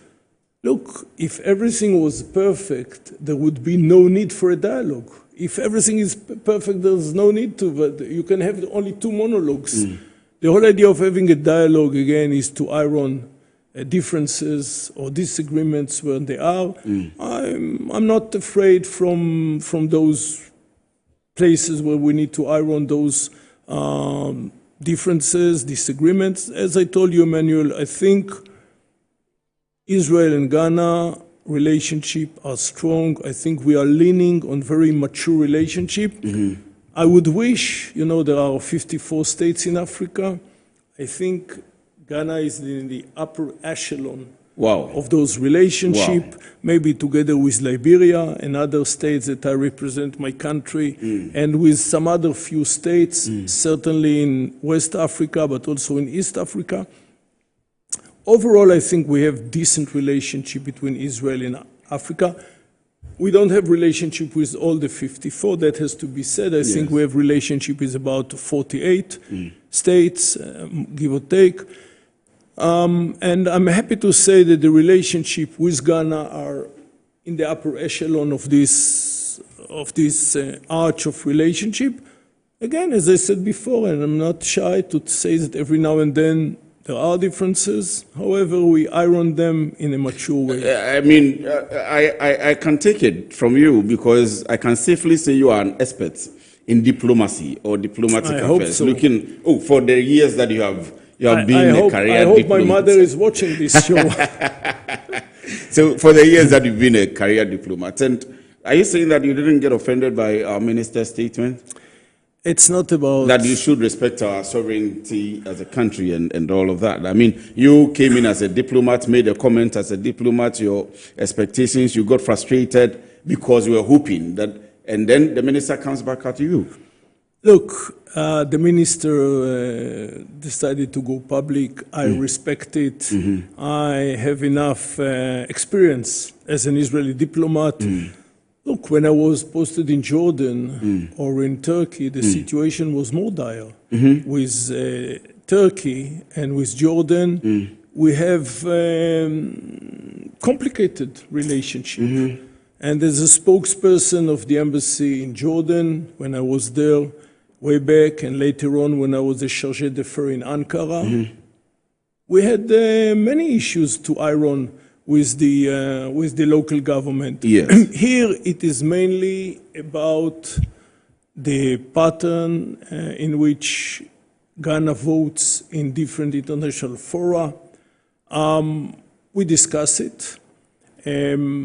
Sometimes we are more successful, sometimes we are less. This dialogue is going to continue. I was not offended. I think I have enough experience in this field of diplomacy to do the work, and you have to be tough in this field. And I have a very open and candid dialogue with Minister Ablakwa before and after. Yes. I just texted him on my way here on some other issues. The dialogue is good, is deep, is vivid. And just as I said, like being married to the same women 35 years, in my case, Israel and Ghana are married for 70 years, nearly 68 years since 1957. And overall, I think if you have to summarize the relationship, they are strong and mature in such a way that they can absorb some, I would say, disagreements every now and then. I think, look, what's happening now between Ghana and the US. It's much more vocal, it's much more dramatic. I'm sure your viewers are following it very closely. Yes, the visa restrictions and the reductions and all of that. We have similar issues which we are ironing with your government. in a much more peaceful way. And I'm sure also the relationship between Ghana and the US will go back to where they were. But you think yours with us is better than that of Ghana and the US? No, that's not what I'm saying. Look, Israel is not a superpower like the US. Yes. We cannot offer what they have to offer. On the other end, they are very, very strict with their immigration regulations. I saw, again, I'm not here to speak on their behalf. I'm following this, I would say, confrontation now between US and Ghana on the visa issue. Again, without getting into too many details, we have a similar situation that we have decided to address in a different way. Restrict visa? No, not visa yet, but challenges. So there are going to be changes in the that's visa not what approvals? I said. We are in a dialogue with your government.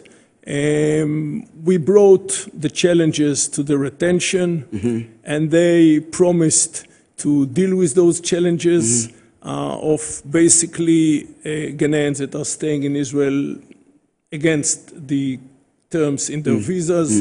Again, unlike me here, I don't want to open it publicly more than what I know. No, but it's important. So, I mean, we need to be able to tell our people that if you travel to, we were just talking about education. Every country is very, very sensitive to its own laws. Just like you don't want any visitors.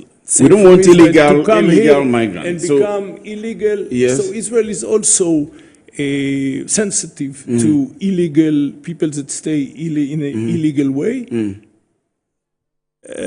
We brought it to the attention of your government, and the two governments addressed this challenge, which is there. How many people are living in Israel illegally from Ghana? You have the data, yes. I will, again, against my nature, I will keep this number for me. There you go. You are an expert in diplomacy. So I mean, I can take it for that. And but, you are an expert in asking questions. You know, as I said before, there is a problem. There is a problem. There are people, lots of people who have overstayed, and those who are illegal also in the country. I don't want to give numbers, though I have the numbers. I think both states, Israel and Ghana, can address this issue in a successful way.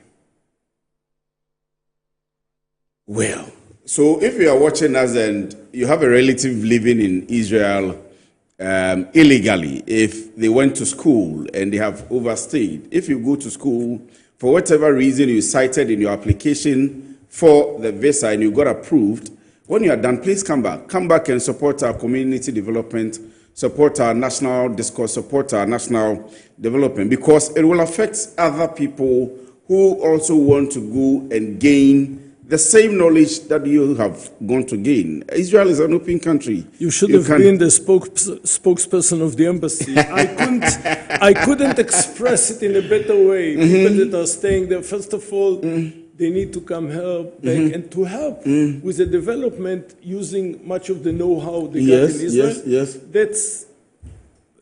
That's half of the answer. And the other half is that, unfortunately, it influences not in a good way on other requests that we are getting of people from Ghana who would like to go to Israel, and I think you can understand why. I agree.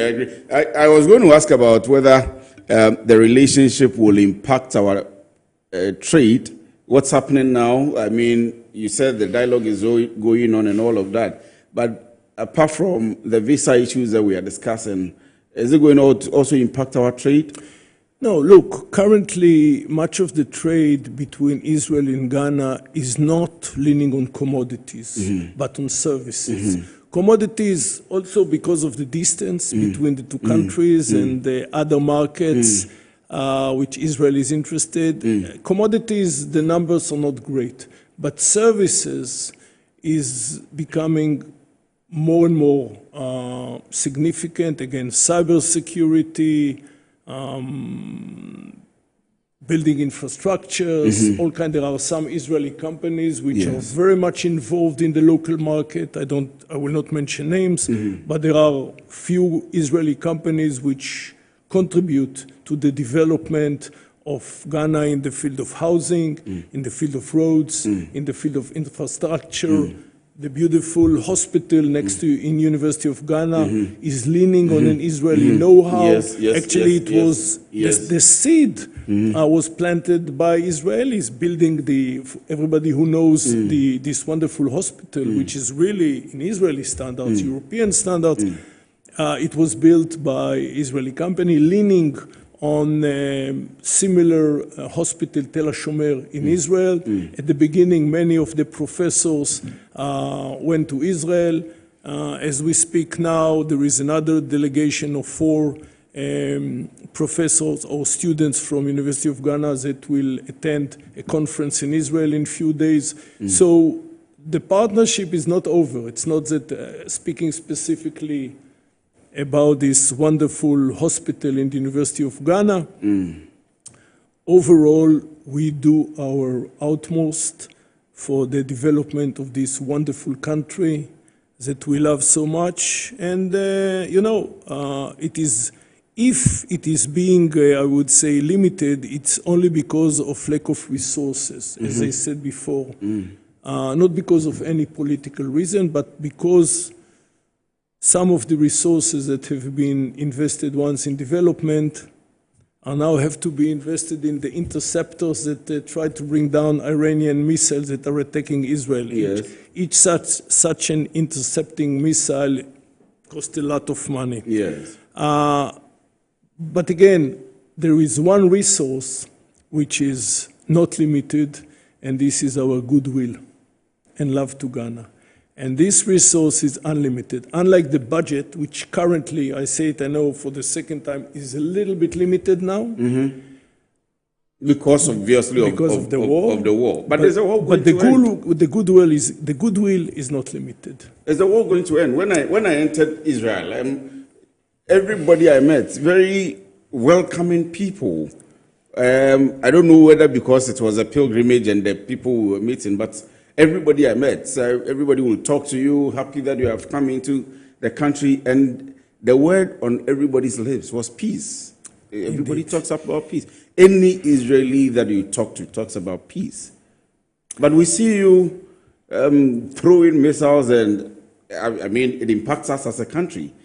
I know, I'm following it. Yes, it impacts everything that you do. It will impact our currency, it will impact our local economy. So for a while, you paid less for fuel because the tax was not imposed on the 1 cedi on 1 liter. So actually you gained. Well, that's a good one, sir. So Israel actually supported the pocket of the I agree. Of the car owners. It's still going to come back. Yeah, I know. And this time we try not to intervene.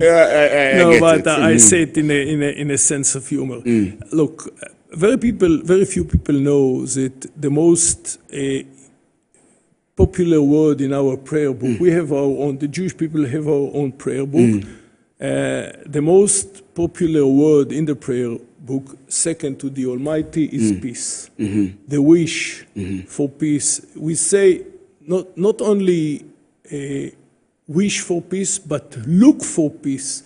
You have to, there is a famous phrase in the Book of Prayers which says, don't sit back and wait for peace to come, but you have to seek, to look, to go ahead and look for the peace. Bakesh shalom verodfehu, for the few viewers that speaks Hebrew. Maybe when we are finished, you will pray in Jew for us. So when we say Bakesh shalom verodfehu, it means don't sit still and wait until peace will come over, but go out and look for the peace. Look, since Israel was born as a sovereign state in 1948, our sovereignty was challenged day in and day out by many of our neighbors that were not happy with the Jewish sovereign entity in the Middle East. I think nowadays we have peaceful relationship with a significant number of Arab states, with Morocco, Egypt, Jordan, Bahrain, UAE. We nearly had peace with Sudan, but then the civil war started and all hell broke loose. Our main opponents now are what you call non-state actors, Hamas, Palestinian Islamic Jihad, Hezbollah, and the Houthis, and one state, which is supporting them, and this is Iran. So there is this, what we call the Shiite Arch, or the Iranian Arch, being financed and instructed by Iran, and have all kind of proxies all over the Middle East. Again, Hezbollah in Lebanon, Shiite groups in Iraq, Syria at the time, Hamas and the Houthis. So far, I think, in the very expensive and bloody cost that it costed us, we managed to change the geostrategic map of the Middle East. I think Iran is much weaker. I think Hezbollah with the is much strikes. weaker. Hamas is much weaker. Syria is not there anymore. Syria is gone.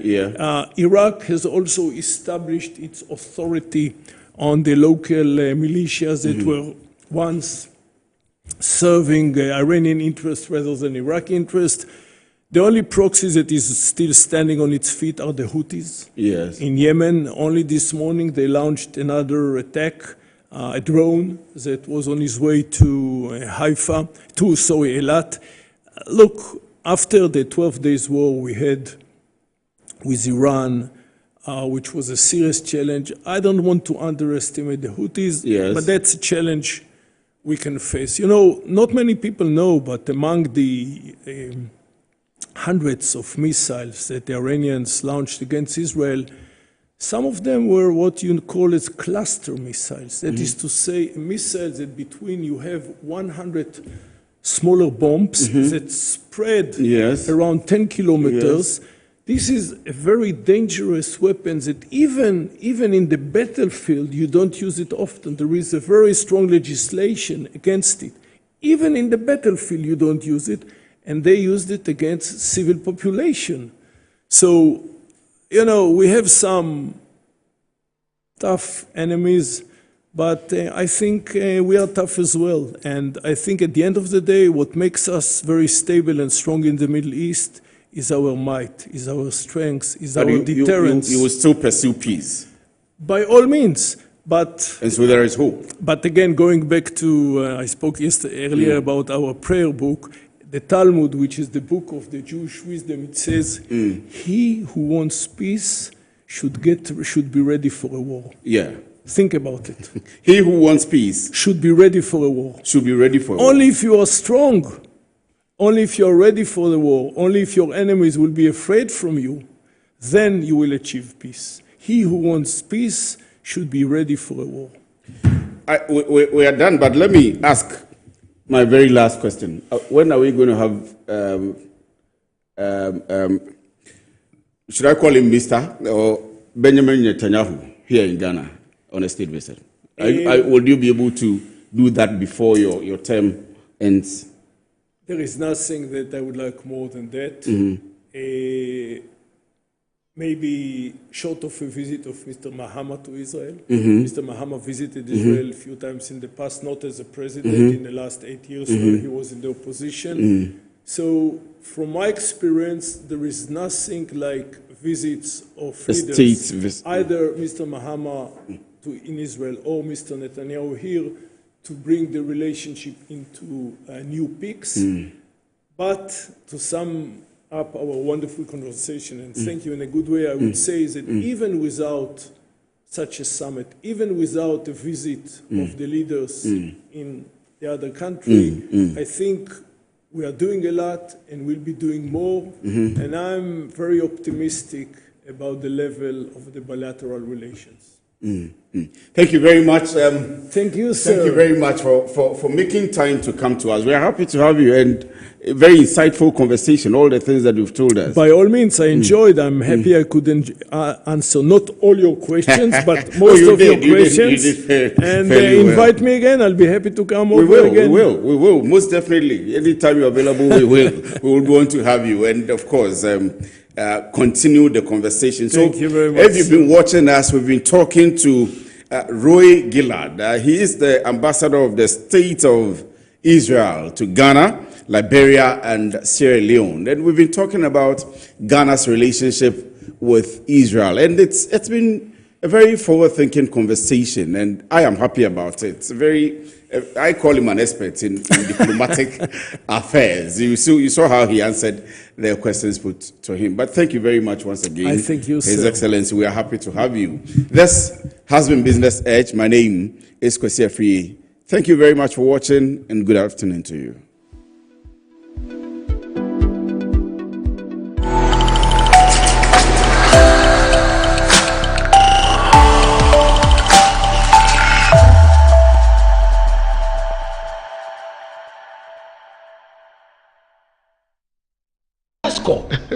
They are miles ahead of us. Okay.